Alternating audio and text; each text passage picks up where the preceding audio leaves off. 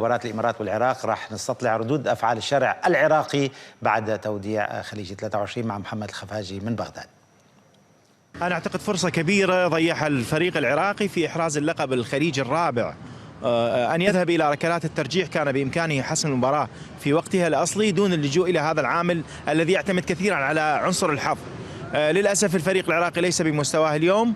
النتيجة مخيبة للآمال، الشارع كان ينتظر فرحة كبرى، كان ينتظر الفوز ولتجديد الاحتفالات، لكن للأسف النتيجة سيئة وسلبية بالنسبة للفريق العراقي. ملاحظات جدا قليلة، قدموا جهود جبارة، قدموا ما عليهم، يعني صراحة كانوا محتاجين هذا الفوز. اللاعبين كلهم أدوا، كابتن باسم، الكادر التدريبي، الكادر الإداري، كلهم قدموا. ركلات الترجيحية معروفة، ركلات الحظ.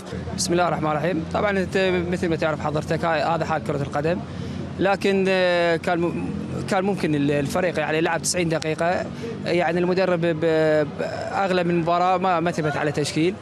الحمد لله كل الاحترام الكادر التدريبي وايضا اللاعبين قدموا مباراة تليق بسمعة العراق، قاتلوا من اجل اسعاد الجماهير، لكن الحمد لله والشكر هاي ركلات الجزاء.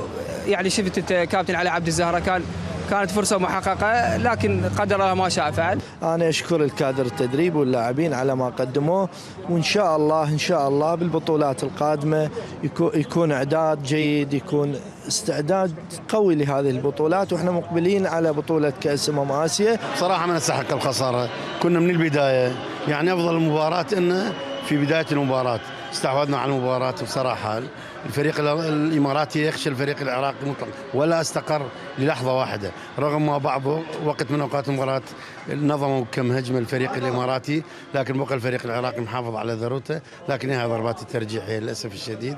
هاي حال كرة قدم، فوز وخسارة، لعبنا وقدمنا، ركلات ترجيحية، يعني حظ. الحمد لله أشكر ما والفنا الحظ اليوم. دكتور، ناس بتقول لك حظ وقدموا، ناس